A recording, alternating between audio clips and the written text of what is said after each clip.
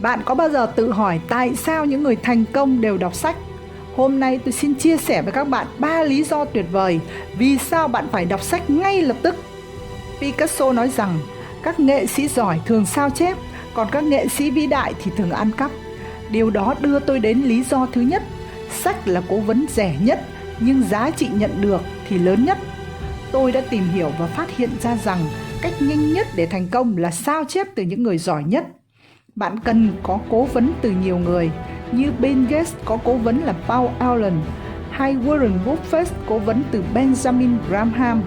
Bạn có đồng ý rằng là có người dẫn đường sẽ tốt hơn là không, đúng không? Tôi muốn chia sẻ quy tắc cố vấn, luật 33%.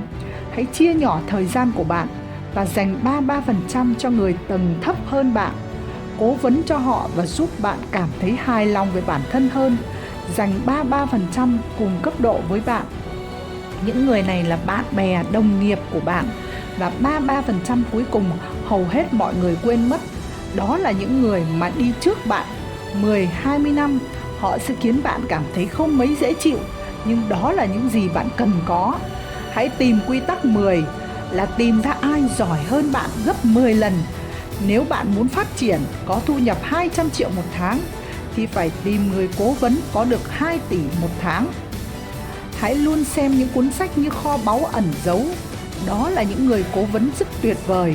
Nhưng có một số người cố vấn không còn sống nữa, như Jim Rohn, bậc thầy của các bậc thầy, và những gì họ để lại thì vô giá. Vậy nên, bạn hãy coi những cuốn sách như bạn của mình. Đừng chỉ đọc một lần. Tôi xin chia sẻ quy tắc đọc sách của mình. Lần 1, đọc mục lục. Lần 2, đọc từ đầu đến cuối. Lần 3, tập trung vào những chương quan trọng. Hãy trở thành thợ đào vàng, tìm kiếm những viên kim cương trong sách, sau đó thì đưa chúng lên giá sách. 2. Giảm stress và tăng sức khỏe tinh thần. Trước đây tôi đã phải đối mặt với bệnh đau đầu và sự giảm sút trí nhớ do áp lực công việc kéo dài. Mỗi lần nghe đến một phương pháp chữa khỏi, tôi lại thử nhưng kết quả không khả quan. Cuối cùng tôi tìm ra một giải pháp tuyệt vời, đó là đọc sách. Tại sao đọc sách là giải pháp? Cuộc sống hiện đại đầy áp lực và căng thẳng.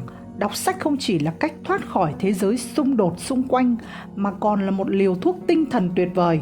Đối diện với những khía cạnh khó khăn của cuộc sống, việc đọc sách giúp chúng ta thư giãn, tìm ra sự tập trung và tăng cường sức khỏe tinh thần. Vậy làm thế nào đọc sách giúp giảm stress? Khi bạn đắm chìm vào một câu chuyện, tâm trí bạn dễ dàng rơi vào thế giới tưởng tượng, giảm đi áp lực hàng ngày. Đọc sách còn kích thích não bộ, tăng cường trí nhớ và nâng cao khả năng tập trung. Điều này không chỉ làm cho bạn quên đi những vấn đề vướng mắc mà còn giúp bạn xử lý chúng một cách hiệu quả hơn. Vậy là đọc sách không chỉ là một hoạt động giải trí mà còn là cách hiệu quả để giảm stress, tăng sức khỏe tinh thần. Nếu bạn đang trải qua những ngày căng thẳng, hãy thử tìm cho mình một cuốn sách yêu thích và đắm chìm vào thế giới của nó. Hãy chia sẻ câu chuyện của bạn về cách đọc sách đã giúp bạn vượt qua stress và đau đầu. 3. Nâng cao tư duy. Bao nhiêu bạn được bố mẹ, người thân đọc sách khi chưa biết chữ? Bao nhiêu bạn có thói quen đọc sách từ lúc biết chữ? Đó là câu hỏi mà chúng ta cần đặt ra để thấu hiểu giá trị của việc đọc sách trong việc phát triển bản thân. Khi tôi đi học, người thầy khai sáng của tôi chia sẻ rằng cái gì có trong đầu sẽ có trong tay. Có hai thế giới bên trong và thế giới bên ngoài. Thế giới bên trong là thái độ suy nghĩ, tư duy của chúng ta. Thế giới bên ngoài là kỹ năng, kiến thức và hành động.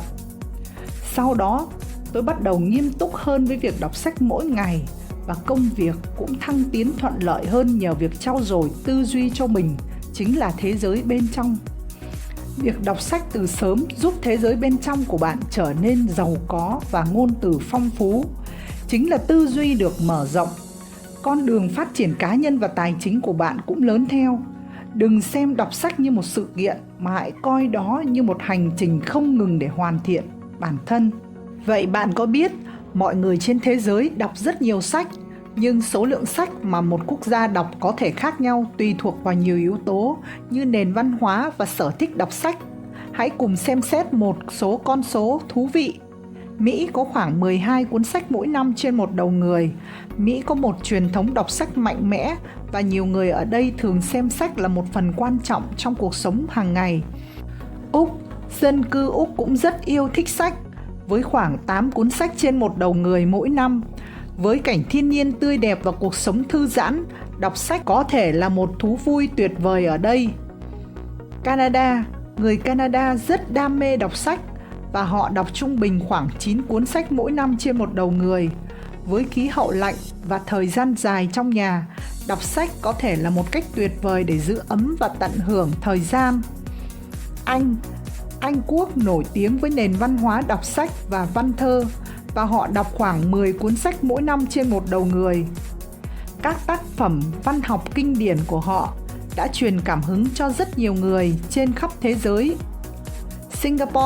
Singapore được biết đến với giáo dục chất lượng và họ đọc trung bình khoảng 12 cuốn sách mỗi năm trên một đầu người. Đọc sách có thể giúp họ nắm bắt kiến thức mới và phát triển tư duy. Trung Quốc có một dân số lớn và đọc sách rất phổ biến. Họ đọc trung bình khoảng 7 cuốn sách mỗi năm trên một đầu người. Nhật Bản nổi tiếng với văn hóa đọc sách và họ đọc trung bình khoảng 10 cuốn sách mỗi năm trên một đầu người. Đọc sách là một phần quan trọng của cuộc sống hàng ngày tại Nhật Bản. Thái Lan, dân số Thái Lan thích đọc sách và họ đọc trung bình khoảng 3 cuốn sách mỗi năm trên một đầu người. Đọc sách có thể là một cách để tìm hiểu về văn hóa, lịch sử của đất nước. Hàn Quốc có một truyền thống đọc sách sâu sắc và họ đọc trung bình khoảng 9 cuốn sách mỗi năm trên một đầu người. Đọc sách có thể giúp họ nắm bắt kiến thức mới và kích thích trí tưởng tượng. Việt Nam cũng có nhiều người yêu thích đọc sách. Thường thì mỗi người Việt Nam đọc trung bình khoảng 3 đến 4 cuốn sách mỗi năm. Văn hóa đọc sách ở Việt Nam đang ngày càng phát triển và việc đọc sách có thể giúp mọi người nắm bắt kiến thức mới và thư giãn trong cuộc sống hàng ngày.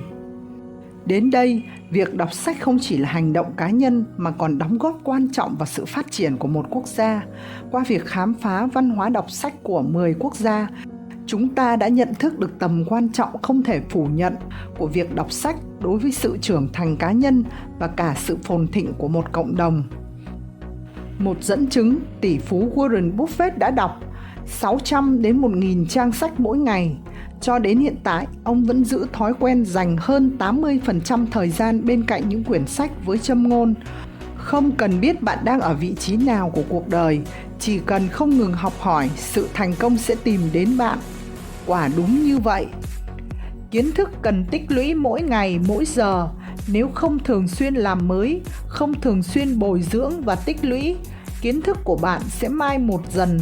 Bạn sẽ không thể tư duy sáng tạo, bắt kịp nhịp sống mới. Trên đây là 3 lý do quan trọng nhất tại sao bạn nên đọc sách ngay lập tức. 1. Sách là cố vấn rẻ nhất nhưng giá trị nhận được thì lớn nhất. 2. Giảm stress và tăng sức khỏe tinh thần. 3. Nâng cao tư duy.